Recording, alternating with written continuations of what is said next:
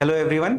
आज हम बात कर रहे हैं अनोखी अग्रवाल के साथ, जो हमारे साथ एनजे एडू हब में 2025 के बैच में थी। इनका जेई मेंस फर्स्ट अटेम्प्ट में 98.04 परसेंटाइल ओवरऑल स्कोर आया है और 98.97 परसेंटाइल इनका मैथ्स में स्कोर आया है। तो सबसे पहले तो आपको कॉन्ग्रेचुलेशंस। और आपका ओवरऑल इन 2 साल की प्रिपरेशन में जो फीडबैक था वो जरा बताइए कि 2 साल की आपकी जर्नी किस हिसाब कैसे थी।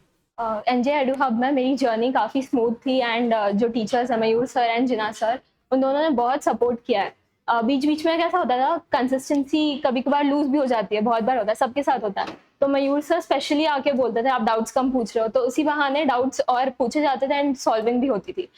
तो उनका पर्सनल अटेंशन भी बहुत काफ़ी ज़्यादा अच्छा था, जिससे जो एक होता है ना, टीचर्स अपने पास ध्यान दे रहे तो अपन ने और अच्छा करना चाहिए, तो वो भी एक अंदर से मोटिवेशन मिलता था और अच्छे से सब्जेक्ट में इंटरेस्ट भी डेवलप होता था। ओके। जैसे आपने अभी बोला कि सब्जेक्ट में आपका इंटरेस्ट डेवलप होता था, तो मोस्ट ऑफ द टाइम्स ये होता है क्योंकि सिलेबस का एक स्पेसिफिक स्पीड मेंटेन होना चाहिए और टाइम बहुत कम होता है सिलेबस कवर करने के लिए। तो अदर देन सिलेबस ज़्यादा डिस्कशंस हो नहीं पाता है, एटलीस्ट रेगुलर क्लास में। तो आपको टीचर से in even in regular classes and even outside एक आपकी जो खुद की साइंटिफिक क्यूरियोसिटी होती है, उसको डेवलप होने के लिए या फिर उसको डेवलप करने के लिए जो इनफ क्वेश्चंस पूछे जाना आपकी तरफ से भी और एज अ टीचर की तरफ से भी, जो एक साइंस में एक इंपॉर्टेंट वर्ड होता है व्हाई। किसी भी चीज के पीछे का जो रीजन है वो रीजन क्या है, ये ढूंढना। तो ये व्हाई जो सवाल है ये ज्यादा इंपॉर्टेंट आता है। तो ये व्हाई क्वेश्चन को टैकल करने के लिए आपको इनकरेज किया जाता था और उस हिसाब से इनफ क्वेश्चंस भी पूछे जाते थे। राइट।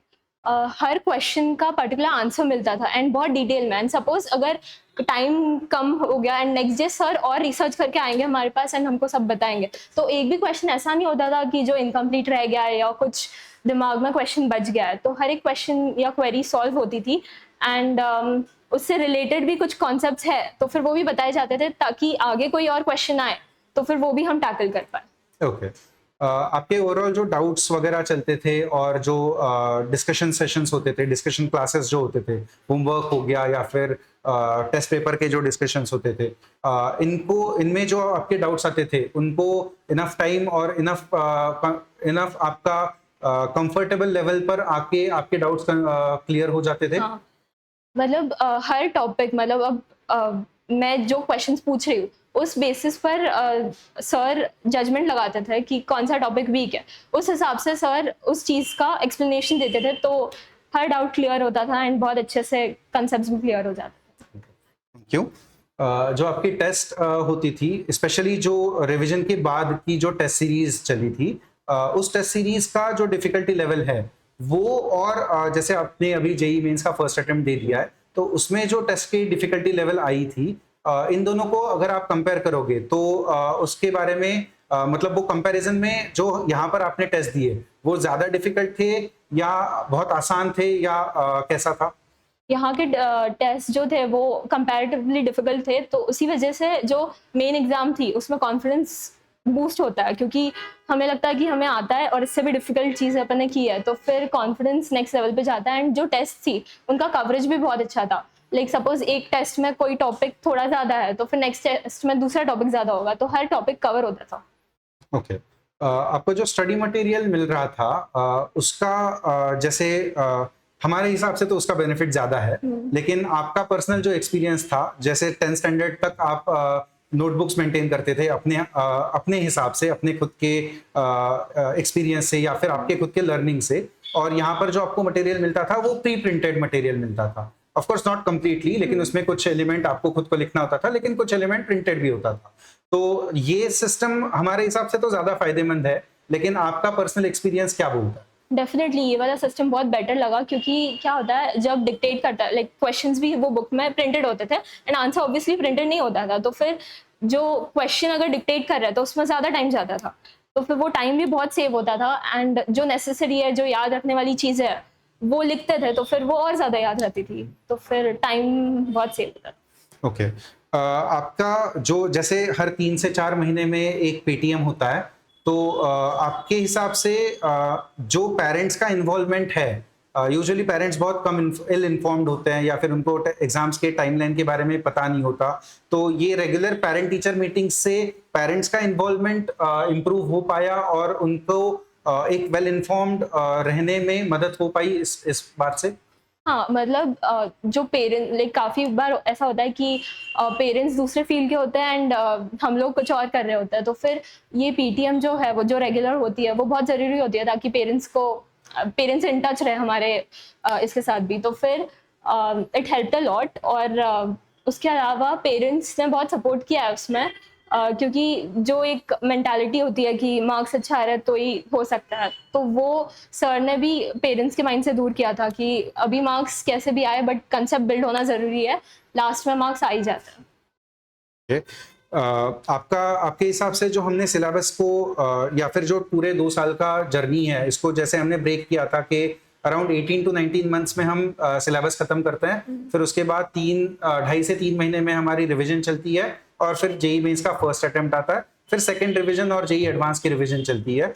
तो ये जो हमारा पैटर्न है, इस पैटर्न में कहीं पर आपको रश्ड फील हुआ या कहीं पर बहुत स्लैक पड़ रहा है, ऐसे फील हुआ, या ये स्पीड अच्छे से मेंटेन हो पा रही थी? नहीं, द सिलेबस कवरेज जो था वो बहुत एफिशिएंट था, मतलब ऐसा कोई भी पॉइंट नहीं था जहाँ पर छोड़ दिया हमको खुद के हाल पर या खुद करने के लिए, हर चीज़ बहुत गाइडेड थी। एंड रिवीजन के टाइम पे भी बहुत हेल्प किया, क्योंकि जब 1 मंथ में पूरा रिवीजन जब आंखों के सामने से जाता है तब स्कोर में भी काफ़ी इम्प्रूवमेंट आता है, तो फिर यहाँ पर हर चीज़ कवर हुई थी।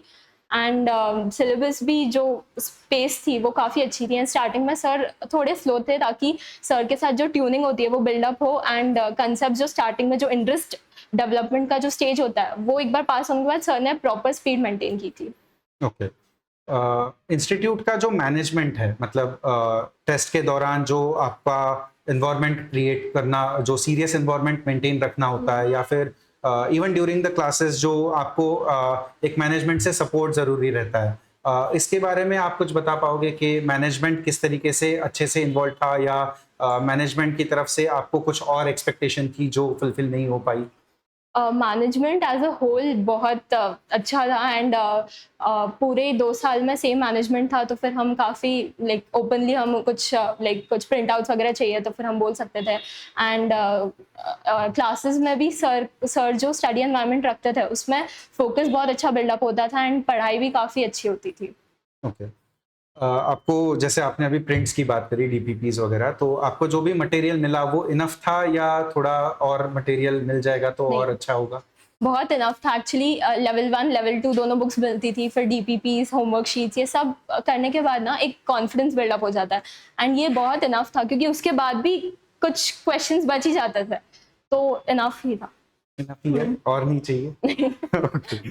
चलो, तो आपका अभी जेई एडवांस आने वाला है, उसके लिए आपको all the best. Thank you. और जो भी आपको अभी तक 2 साल की जर्नी रही है, आई होप इसमें आप इस लेवल पर तो एटलीस्ट आप पाओगे कि आपको आगे क्या करना है, मतलब स्पेसिफिक कौन सी ब्रांच लेनी है या फिर किस इंस्टीट्यूट में वगैरह जाना है, क्योंकि एग्जाम के बाद इमीडिएट नेक्स्ट स्टेप यही रहेगा कि कॉलेज और ब्रांचेस वगैरह चूज करना।